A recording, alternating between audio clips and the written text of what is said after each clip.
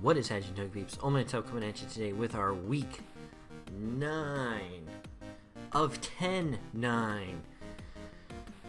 Yeah, week 9 of season... what season we in? Season 9? Yep, season 9 of the GBA. And we are playing Deathly I Am, or Deathly A, I can't remember which one it is. The Trap Master. With his Magnezone and Gothitelle, Mr. Trap himself, Deathly. And he is 1 and... this is week 9. So 1-7 coming into this point. He did just win against Kyle A, so he's on a streak, and we're on a losing streak. So he has got the hot hands coming in, the warm bats, the jolt in his step. Is he going to be able to topple this playoff hopeful battle cruiser that we've constructed this week? Now, again, apologies that there wasn't a team builder. I'm going to try and keep these as brief as possible. So the battle starts. We brought Scarf Greninja because we need to be able to outspeed a +1 Volcarona and hit it with Rock Slide and kill. Life Orb Zeraora. Really not 100% sold on Life Orb in general, but that's what we got. We have max special defense, lefties, melodic this week, just not huge on the burn damage we've been getting. And I mean, if we get status, we get status. There's plenty of ways to give ourselves status on his team. And plus, if he has Misty Train up, it won't work anyways. So I didn't want to worry about that. We have Assault Vest Entei this week. What? Assault Vest. Just be able to sponge hits from that Magnezone. Magnezone is one of the biggest threats on his team to our team. All in all. I mean, even though he has a Hoopa Unbound and a Kyurem White, the fear I have the most is of that Magnezone. Once that Magnezone goes down, Scizor pretty much wins this game. So that is what we have. We have max defense Miltank that is our Stealth Rocker, and we have Scizor, which is a Swords Dance set this week with Bullet Punch, Brick Break, and Roost. Was a coin flip last minute decision whether or not to put U-turn on it this week, but between Bullet Punch and Brick Break, after Magnezone went down, Scizor beat everything after Rocks damage, so that was why I went with what I went this week. I knew I'd have to play around the Magnezone regardless, so that's what we got. There wasn't a battle video uploaded regularly last week. That did get uploaded yesterday, so if you didn't see that against Lars, go watch it. Go watch Lars' side of it. He's awesome. But this is versus Deathly, the Trap Master himself. Big thank you to Papa Twigs, who recorded this match for us last second. So we're going to dive into this match. We laid Greninja because we outspeed everything on his team, because we're Scarf and we're faster than everything anyways. But yeah, that's what we got. He didn't bring some of the things that we thought would also hinder us, which were the thing.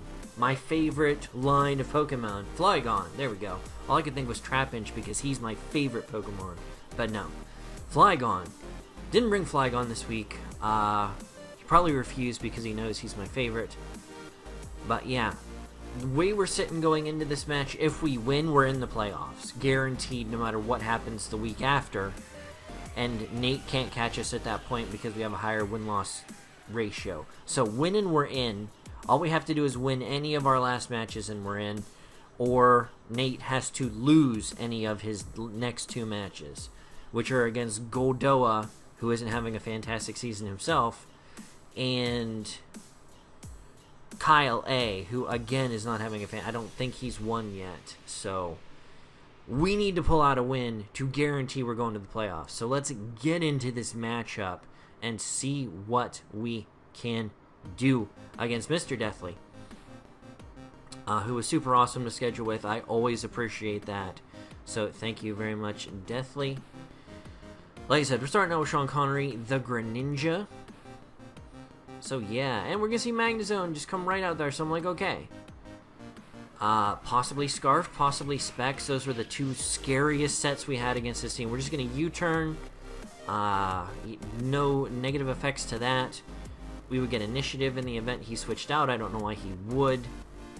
But he is really just thinking there's going to be a Volt Switch here, so we just go into Zeraora, and because we believe he's choiced, that's not a huge thing that we need to worry about. He's going to switch out here and go into Kyurem, and I'm just like, you're going into an Ice type when my best move was a Fighting type move. Okay, I see you, big dog. But he did correctly identify that I would be going Plasma Fist that turn, just to hit whatever come in, because I knew he was locked. And as you can see, we're going to go there. But even on a bulky set, a close combat at this range kills no matter what with Life Orb. So we hit him with close combat, he goes down. Like, okay, we're sitting pretty good. It's Kyurem Black. No, White. Kyurem White. I'm not used to saying that one because Kyurem Black is in Standard Draft League. And Hoopa's going to come out here. And I don't have a really good switch to this, but I'm pretty sure I can survive one attack and get off a hit here. And we survive comfortably. So comfortably, we knew we would kill with Plasma Fist. We did the calcs. We hit it with a Plasma Fist, and we one-shot that mofo. And we just straight down. And we survived the Life Orb recoil. I was going to bring Volcarona out here, and I'm just like, okay. And he's going to hard switch out, and I'm just like, okay. Now, he's baiting me to get that last little bit of health. But what he didn't know, I was running Taunt this week, so I just throw a Taunt out because I really thought he was going to go for a Quiver Dancer and try and set up on us. Now, he's going to hard switch out the Magnezone again and go right back out into the Volcarona. I should have just double taunted because there really wasn't anything he could have done for us. We do go for a close combat, which doesn't do, I mean, maybe a third. But at this point, Toshington is going to go down. And in hindsight, I really should have swapped out here. Just because I didn't know one way or the other if he was scarfed at this point, because he hasn't done actual damage to anything. So, in my mind, he was still scarfed at this point, because he needs it to outspeed key things. So I was thinking scarf. I thought he would either Volt Switch, predicting me to just save this, or at that point would kill us with, like, Hidden Power Fire, which I'm going to assume he has, which would probably be the best. Maybe Flash Cannon would be better for him because it's stab, and that would negate the resistance, but that was my thought going into that. Looking back on it, I really should have saved it at this point, because nothing else on my team takes Thunderbolt or a Volt Switch comfortably. I mean, we have checks and switch-ins for Scarf Magnezone, but looking back at this point, I really should have saved this just, if nothing else, for a sack if he got rocks up at some point. But I don't, so Toshington goes down there, and that's unfortunate. So at this point, what are we sitting at? We're sitting up 5-4. He's gonna bring out Tapu Fini here to. We're gonna eat a Rock Slide at this point. No, we just U-turn out. We make the safe play. Didn't think he would stay in when we brought this out. I mean, fairly certain he knows we're scarfed at this point. So we do just U-turn out there, which allows us to bring out Strawberry. And Strawberry is just going to set up rocks in this thing's face. This thing can't do a terrible ton to us. I mean, it can't poison us because Misty Terrain is up, so we don't have to worry about that. He does have the Moonblast, and one thing I was not expecting is he is going to lower the crap out of our special attack, which, I mean, it doesn't matter because the only attack we have is Body Slam and Earthquake, so that's not a huge issue. But we're going to Body Slam. I just want to gauge damage to try and get an idea of what this is, and that does very little, and it will ultimately just barely get more damage on it than leftovers will recover. So we know this thing, 99% sure at this point, it is completely physically defensive based off the damage output. So we can run our calcs based off of that, and ultimately that's what he needs this set to be. But I want this thing whittled down so it's a little bit easier to revenge for the rest of the team, because of the fact that I let Toshington go down, I don't have the most solid instant answer for this. I have Gunk Shot on my Greninja, but he can just switch in every single time with Magnezone to that once he sees that I have it and thinks I'm going for it. So that's a minor issue there. He's going to Moonblast us there, and that takes us way, way down. And we're at like negative 15 special attack now. And while that doesn't matter, that is a ridiculous amount of RNG rolling in his favor. Like I said, it makes zero difference whatsoever at this point. At any point in the match. Just saying. But we get a little RNG of our own, and the first Body Slam after the Misty Train goes out, he gets paralyzed, which helps us and hurts us. We'll explain a little bit on that later. But it gives us the option for Yellow Magic to stop him from defogging possibly one turn, which is good. We've been faster than this every turn anyway, so that really doesn't hugely matter. But he's going to bring Volcarone out here. And I believe we just reset the rocks here, because I was willing to let this go down to have rocks set up. And he was just sitting in front of me, so it was possible for the fact that I could just continue to do everything that I wanted to do. Now again, we're going directly into Sean Connery because it is our instant answer for this thing. He is going to set up the Quiver Dance, but again, we still outspeed because we're Scarf and we have Rock Slide. So even if he doesn't see that coming, we're going to get him. He does switch out here.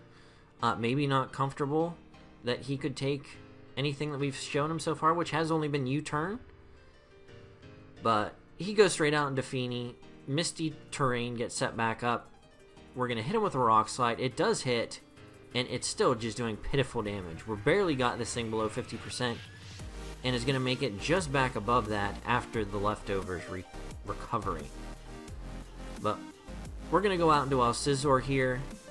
I really want to try and bait out the Magnezone. Tapu Fini is going to get paralyzed here. So rocks are still on the field. And I'm going to pull a double switch here. Again, trying to catch the Magnezone. We're going to go out into BBR Jolly. Now, had I had the U-turn there, that would have been fantastic. We would have seen what he was going to go for, and we could have gone out into Greninja and just dropped a Gunk Shot. And at this range, it would have put it at such ridiculous low health. But that doesn't happen. He does defog. Again, we get in for free, but we lose our rocks. And we get BBR Jolly in, which is awesome. But this causes us 2 extra turns of leftovers for him. And we're just going to have to switch out here. He's going to go for the Surf. But Surf is going to do next to nothing to us. Because like I said, we are max specially defensive. That was a crit. So that is super unfortunate here. We're going to see leftover recovery here. Leftovers are just good for us. He is going to hard switch out here. Go into Magnezone. And I'm pretty sure we just drop a Surf or a Scald here. We drop a Scald.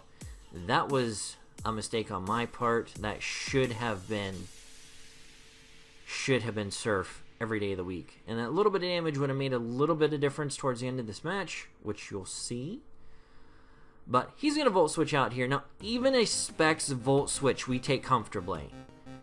And he crits us and takes us down to 19% health.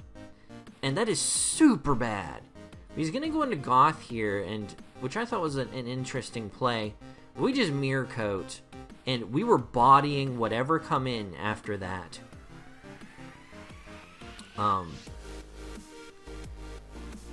After that crit. But the bad thing is that guarantees we killed the Gothitelle, which we might have tried to, I don't know if he had Toxic or anything on it, we might have tried shenanigans to get back up to health. But we have, like I said, we have no switch-ins now. I don't really need Ariel for anything at this point because it doesn't 1v1 anything on his team. So I let Ariel go down. He's going to send out Tapu Fini, and I'm going to get to see this.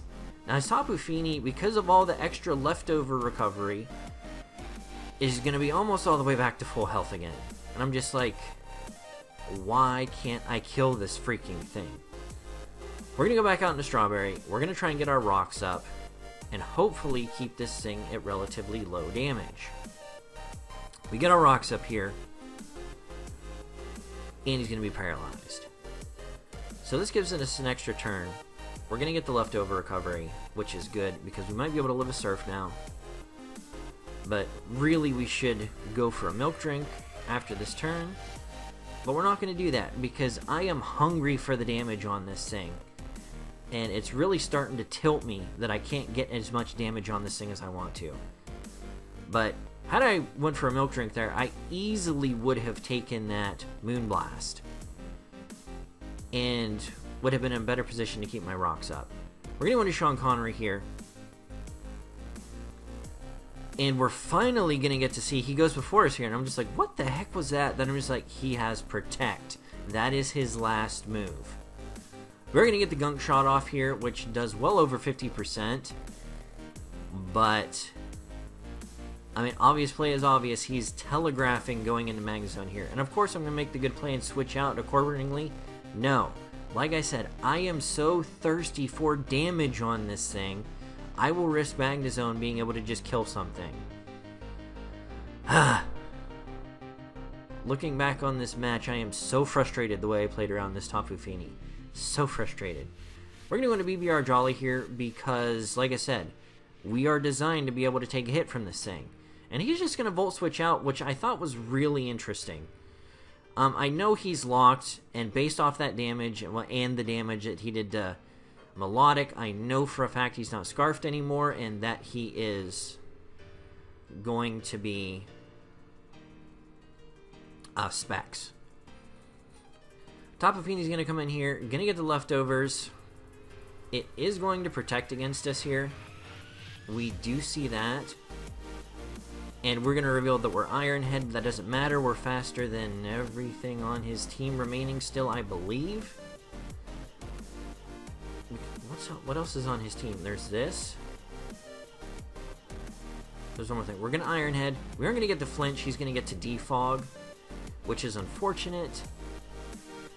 But at this point, the Iron Head and the Sacred Fire are doing about the same amount of damage because of resistances and things, and the Iron Head Flinch would have been much more beneficial for us. And he's just going to continue to protect to keep getting the leftover recovery. We're going to go for the Iron Head here. And this turn, we decide we want to drop a Stone Edge, because Stone Edge does have higher damage output. And if we crit, we could take it down right here. And we're going to miss. And he's going to get a Surf off here, which is super unfortunate. And even with our Assault Vest, this thing takes us almost all the way down, which I was relatively blown away by. But now he goes out here. We go for another Stone Edge. And had we gotten double that damage, his Fini would have been down. I mean, easy peasy. And had we crit, it would have been dead. But that miss let this Fini stay alive, so that's super unfortunate. And that miss put me on tilt. So bad. So freaking bad. Because I knew as soon as if I got that crit, game was pretty much over. Between Mega Scizor and Greninja, we could pretty much just destroy the rest of the team. But I'm going to Mega up here. And let's go to where we can see this. Pause, please. Right here, I should have Bullet Punched. I was playing so far off tilt when that thing missed a Stone Edge, I didn't do the calc right here. Had I sat down, taken the time to do a calc, max defense, max HP Tapu Fini, a Adamant max attack, which I am, Adamant max attack Mega Scizor, Bullet Punch, does a minimum of 20 damage. Now, at this range, I'm going to say I'm doing somewhere between 20 and 25% damage. That's a really good in my favor roll, pardon me, that I am going to get to kill this thing. And if not, it puts it on notice. And it puts it within that much of health. Now, why does that matter? We're going to see here. I set up a Swords Dance because... I'm good. I honestly thought he was protecting that turn to see what we were going to do. He's going to Surf, and that's going to hit us not terribly hard because we're max attack, max HP. It's going to hit us. We got good special defense. We know he's not HP Fire, and he's just getting leftovers from this. Now, I should have Bullet Punched here. Or Brick Breaked, because why would he stay in front of me here? My mind wasn't in the right spot. My mind was thinking he's going to let me set up in front of him and I'm just going to win the game because I'm awesome. But that isn't what happens. He hard switches out here. Now, had I gone for the Brick Break, thinking in my right mind he's going to hard switch out to preserve this thing because it's his win condition, and it was. But I also thought, oh, there's no way he's going to switch in Magnezone if he thinks I could possibly have a fighting type attack and predict that and hit it. I win at this point. But no, he brings out Magnezone. I honestly thought at that point right there, he would sack Volcarona. Because in my opinion, that's the most unvaluable thing on his team. I don't think at that range it came into 2 Bullet Punches. And in my head, that's what he was going to do. He was going to go into Volcarona. I could set up another Bullet Punch here. He would try and Quiver Dance or whatever. And I would get a chance to get 2 Bullet Punches off on him. But I set up another Swords Dance here because I'm an idiot. Again, I wasn't thinking properly. I was on tilt, and all I could think was I need to set up as hard as I can so I can just blow through the rest of this team. Oh, hey, guess what? I got Mega Scizor on the end of the game. I've got 3 Mon left. What does Mega Scizor do in most circumstances for me? Sets up and sweeps. But Bullet Punch is not going to do nearly enough to a quad-resisted Magnezone that barely takes down half of what he's got. He does have the hidden Power Fire. There wasn't anything I could do regardless. I'm not surviving a Specs one of those. And again, had I gotten that little bit of damage on that Tapu Fini, even if it survived with that little sliver before it switched out, it would have been at a point where Waterfalls would have been a little bit closer to killing this thing. But he's going to hard switch out into Tapu Fini here, and I have to go Waterfall here. It's my best move. I have Gunk Shot, U-Turn, Rock Slide, and Waterfall. I have to pray for Paralysis and Waterfall flinches at this point. Because if I can take this down, Waterfall does enough damage to kill Firebug when it comes in, and kill Magnezone when it comes in. A standard Specs Magnezone, a Waterfall, I think does about 30% damage, and he's well below that at this point. But, because I didn't take advantage of when I could have Bullet Punched before,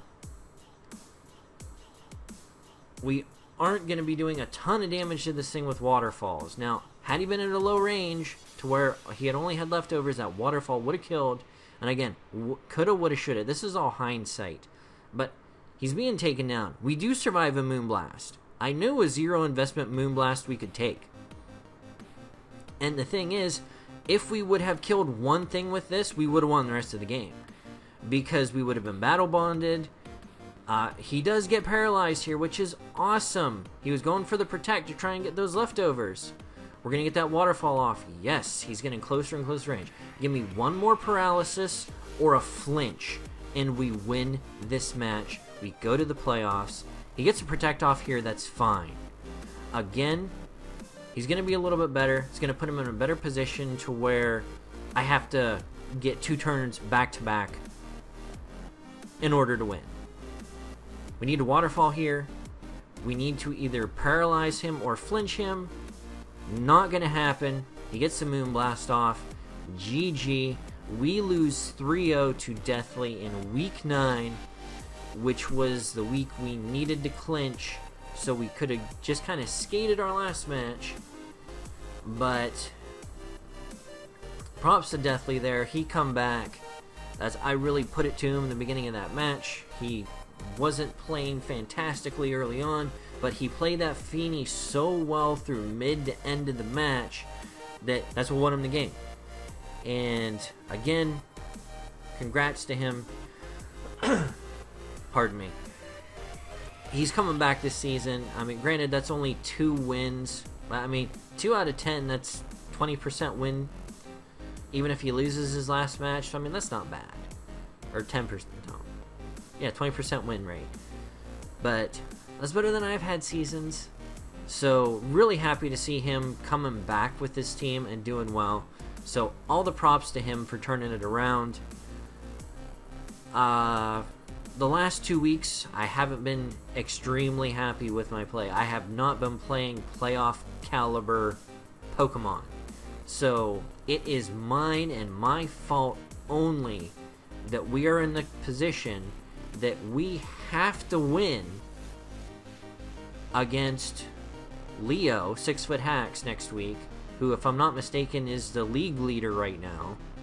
We have to win to make playoffs. Now, I'm not saying anyone is an easy win, because everyone's like, oh, you're playing Deathly, you'll win. I took this match as serious as I could going in. We team built like a mofo, and I just played like garbage. Straight garbage. Dumpster fire quality garbage. And that's no one's fault but my own. Again, I just let myself go way off tilt when I missed that one Stone Edge. And yeah, that's just my fault. So, again, props to Deathly for that endgame, mid-endgame play with that Tapu Fini. Just rocks her in my boxers with it. So, like I said, all the love to him. Go check out his channel. I don't believe he will be uploading this. He's been having his recording area issues. So, don't think we'll be seeing that. But go drop him some love. He is in the WBE, which I am also in, which will be starting next week. The draft will actually conclude today before this upload goes live. So check out, I'm not sure if this will go live first, or my draft analysis, which I may hold off the draft analysis tomorrow just so I'm not piling videos on top of each other. So you guys have something to watch on Monday. So if you can't watch it today, you can watch it the rest of the week. So go check that out. Lots of other things. Loved everybody in my front office. We brought Claude9 in, who is a GBA analyst alumni, who is a friend of mine from Puckle, Pokemon Underground Champions League Yeah community. Check out their Discord. I've linked it in past videos. I mean, just search Puckle. I think it's PUCL Podcast. Go to their website. There's a link to their Discord. They're doing a summer league, which I am one of the gym leaders of. There's 10 gym leaders to challenge. You get 8 badges. You can go on to the end of the summer tournament, and if you win that tournament, you get a free copy of either Pokemon Sword or Shield, which is awesome because those games look fantastic, and I can't wait for those. For those of you who don't know, because I've only talked about it on Twitter, I haven't talked about it on YouTube yet, I did get an Elgato HD60 Pro for an early Father's Day gift, so that was awesome. I installed it. I already did a stream. It looks lovely. I've been playing a little bit of Pokemon Let's Go on it. I have Splatoon, Smash Brothers, which I suck at, by the way, so don't even... No. I'm not doing Smash Brothers. Maybe, if you guys convince me. But other than that, we have Mario Kart. We have, like, the starter pack of Let's Play Together games. Yeah. Splatoon 2, Mario Kart, Super Smash Brothers, and Pokemon Let's Go Eevee, which I haven't completed the run-through I'm doing of yet, so I don't have... That didn't close right. I don't have a thing with teams to, like, battle anybody, but maybe in the future with that, until Sword and Shield come out, we can figure something out with that. But anyways, guys, thank you for watching. Again, go check out Deathly. He's a super cool guy. He was awesome to schedule with, and like I said, that's always appreciated. So, thank you, Deathly. But, yeah, guys, we are in a tough spot. Minor spoilers. Nate won his match this week against Goldoa. So, we are in a position that if he wins against Kyle, we have to win against Leo. Okay. So yeah. Depending on what happens with Nate, we have to match whatever he does this coming week. We have to match it. We either have to win the same differential he wins or lose with the same differential he does. Because I think only then, because I think we're almost dead even, except for me being up a win on him. I think our differential's the same. I'm 5-4 now, and I think he's 4-5. So if he wins versus Kyle, he becomes 5-5, and he will get at least +1 to his differential. And if we lose, we become 5-5 and lose at least 1 to our differential. Let's just say, for just pure speculation, both our differentials are 0 at this point. That would give me a -1. That would give him a +1, which would push him into the playoffs. Even though we've beaten him in a head-to-head, that would push him into the playoffs over us. So that's what we're looking for. We need to have a strong showing against Leo next week. And he is just on fire right now, playing fantastic. So that is a huge, huge mountain we're going to have to climb. But we have played against Leo and beaten him a couple times in tournaments. And there is a strategy formulated up here. We may be calling on the powers of Cooper to win this match, but we're going to do it. Alright guys, this has been Oldmantup. If you've been around at the 31-minute mark, you are a champion. Leave press conference questions down below. Like I said, we are pushing to the playoffs if we can make it. Let me know what you think. I'll catch you on the flip side. Peace.